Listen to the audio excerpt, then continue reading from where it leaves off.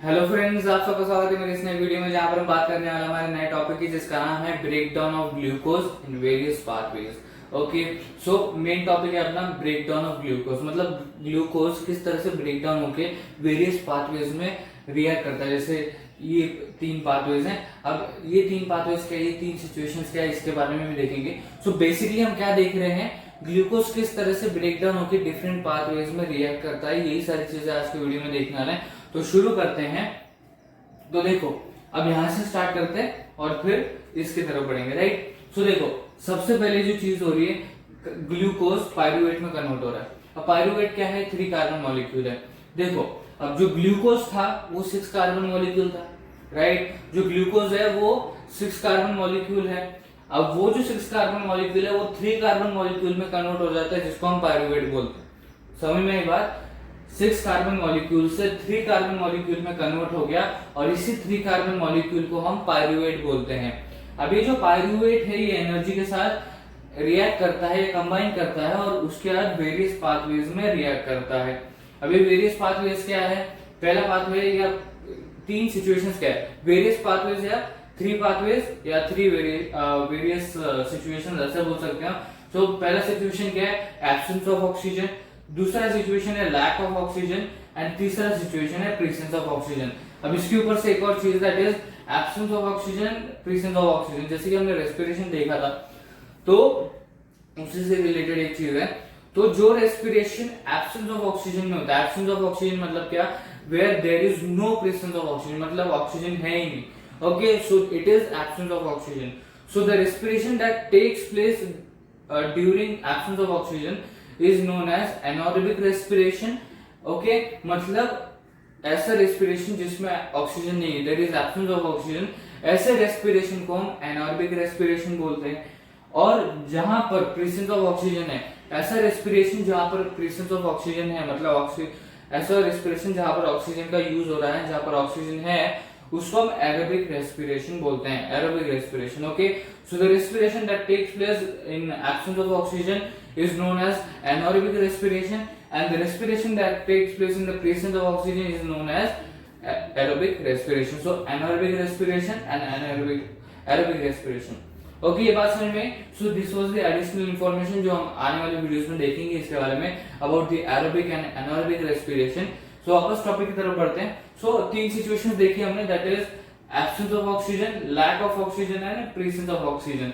Okay, so अब देखिए, अब ऐसे स्पेसिफिकली जाते हैं, तीनों को स्पेसिफिकली देखते हैं। बड़ा इजी है, बड़ा इजी टॉपिक है। दैट इज, देखिए अभी ग्लूकोज था जो 6 कार्बन मॉलिक्यूल था, वो 3 कार्बन मॉलिक्यूल में कन्वर्ट हो गया। अब 3 कार्बन मॉलिक्यूल को हम क्या बोलते हैं, पायरुवेट बोलते हैं। सो 6 कार्बन मॉलिक्यूल से 3 कार्बन मॉलिक्यूल में कन्वर्ट हो गया, जिसको हम पायरुवेट बोलते हैं। अब ये जो पायरुवेट है ये एनर्जी के साथ रिएक्ट करता है। ओके, एनर्जी के साथ रिएक्ट करता है, कंबाइन करता है और फिर 3 डिफरेंट पाथवेज या 3 डिफरेंट सिचुएशंस में डिफरेंटली रिएक्ट करता है। अब पहला सिचुएशन आते हैं, पहले सिचुएशन की तरफ आते हैं।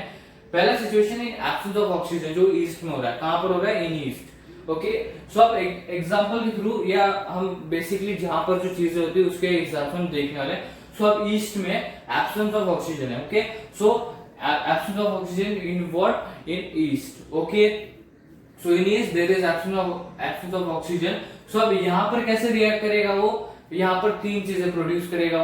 ओके, 3 बाय प्रोडक्ट्स मिलेंगे आपको यहाँ पर जब वो रिएक्ट करेगा यहाँ पर एब्सेंस ऑफ ऑक्सीजन के साथ। That is absence of oxygen के सिचुएशन में जब वो रिएक्ट करेगा आपको 3 चीजें मिलेंगी, that is ethanol, carbon dioxide and energy. Okay, ethanol, CO2 and energy मिलेगा। बहुत ही सिंपल सा चीज, दैट इज उसने absence of oxygen that is in yeast उसने रिएक्ट किया और उसकी वजह से हमें 3 चीजें मिली, that is ethanol, carbon dioxide that is CO2 and energy. ये 3 चीजें मिली हमको, राइट। ओके, अब देखिए ये एब्सेंस ऑफ ऑक्सीजन समझ में। अब एब्सेंस ऑफ ऑक्सीजन मतलब क्या, there is no presence of oxygen. Okay, so this is absence of oxygen in yeast which gives us ethanol, CO2 and energy. ये बात समझ में है आपको। अब देखिए, अब अगला लैक ऑफ ऑक्सीजन।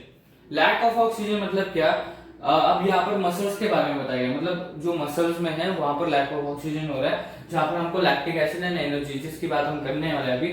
सो अब यहाँ पर मसल बताया, तो मसल से रिलेट करते हुए बताता हूँ लैक ऑफ ऑक्सीजन मतलब क्या।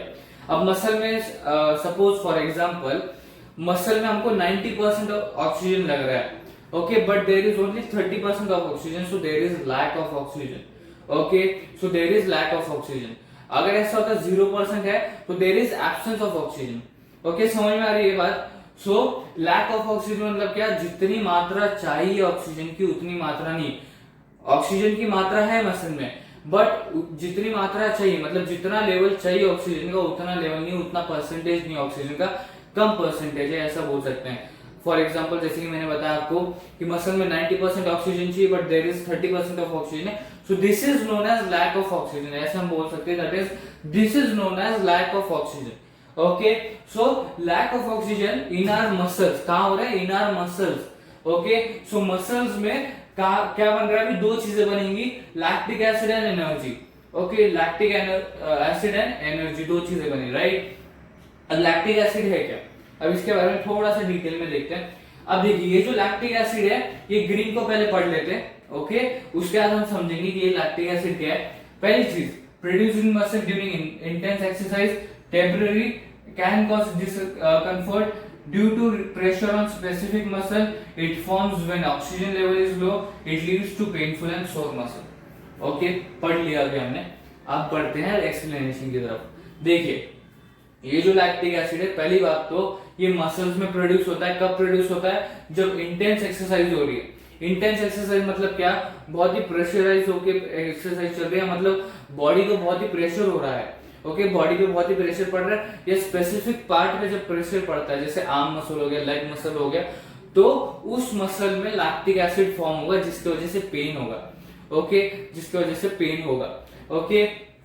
सो प्रोड्यूस ड्यूरिंग इंटेंस एक्सरसाइज, मतलब जब इंटेंसिवली हम एक्सरसाइज कर रहे हैं, बहुत ही इंटेंस एक्सरसाइज कर रहे हैं, तभी मसल में प्रोड्यूस होगा।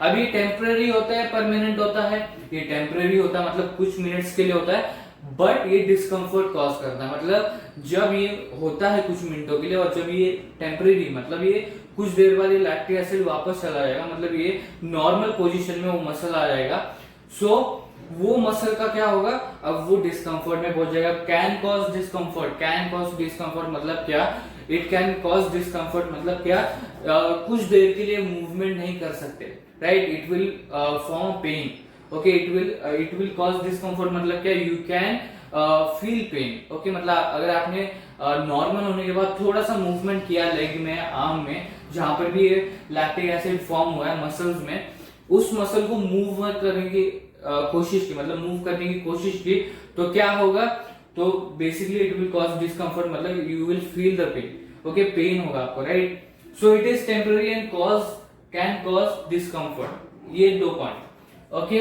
अब due to pressure on specific muscle, अब एक और चीज की वजह से हो सकता है कि आप एक ही मसल के ऊपर, जैसे यहाँ का मसल हो गया या लेग मसल हो गया, ओके, सो जब आप स्पेसिफिक मसल को ज्यादा प्रेशर दे रहे हो उस टाइम पे ये लैक्टिक एसिड बन सकता है, मतलब आपने एक मसल को बहुत ही ज्यादा प्रेशर में डाल दिया है, दैट इज आप जब एक्सरसाइज कर रहे हो, इंटेंस एक्सरसाइज कर रहे हो, तो एक मसल के ऊपर ज्यादा वर्कआउट कर रहे हो, एक मसल के ऊपर ज्यादा क्या हो रहा है, प्रेशर पड़ रहा है, तो उस समय पे लैक्टिक एसिड फॉर्म होता है, और उसकी वजह से क्या होता है, it leads to painful and sore muscle, मतलब वहां पर पेन होने लगता है, वहां पर आप बोल सकते हो, ज्यादातर टाइम आपने देखा होगा कि एक कप लाइक स्ट्रक्चर बन जाता है, मतलब वहां पर उसको हाथ भी लगाया तो क्या होता है, पेन होता है, ओके।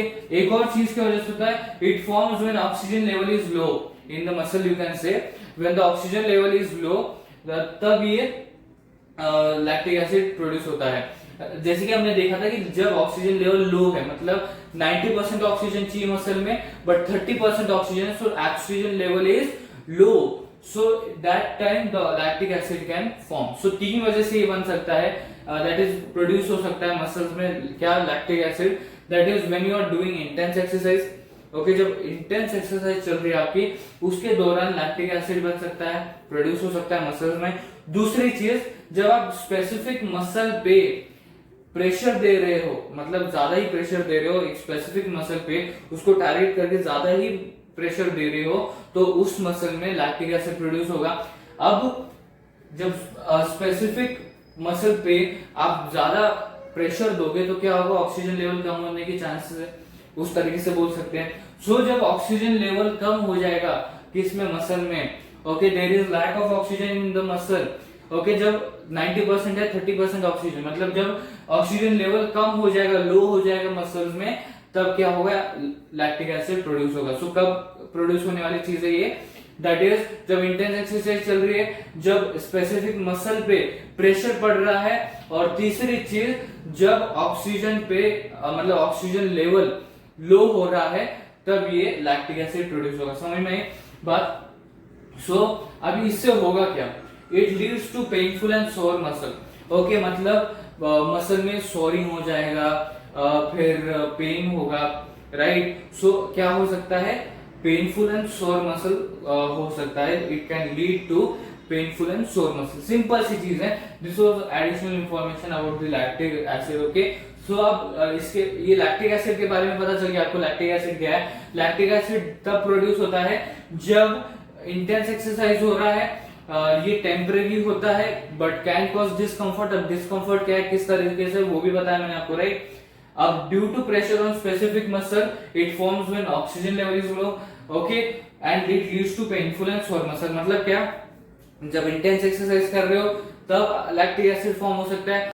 जब मसल पे ज्यादा प्रेशर पड़ेगा तब लैक्टिक एसिड प्रोड्यूस होगा, और जब ऑक्सीजन लेवल लो हो जाएगा, मतलब जैसे कि मैंने आपको एग्जांपल बताया, दैट इज 90% ऑक्सीजन रिक्वायरमेंट है, ऑक्सीजन लेवल रिक्वायरमेंट है इन द मसल, बट 30% है, मतलब लैक ऑफ ऑक्सीजन है। तब ऑक्सीजन लेवल जब लो हो जाएगा तब क्या होगा, तब ये लैक्टिक एसिड प्रोड्यूस होगा। सो लैक्टिक एसिड की वजह से क्या होगा, it will lead to painful and sore muscle. Okay, ये बात समझ में आ गया कि लैक्टिक एसिड के बारे में एडिशनल इंफॉर्मेशन थी। अब लैक्टिक एसिड के बारे में पता चल गया, वापस इसके तरफ बढ़ते हैं, टॉपिक की तरफ। सो अब एब्सेंस ऑफ ऑक्सीजन देख लिया, अब lack of oxygen. So lack of oxygen क्या होता है वो मैंने बताया आपको। अब मसल्स के अंदर क्या हो रहा है, अब मसल के अंदर जब ये होगा, ये सारी चीजें होंगी, तो क्या होगा, बेसिकली दो चीजें फॉर्म होंगी, that is lactic acid and energy.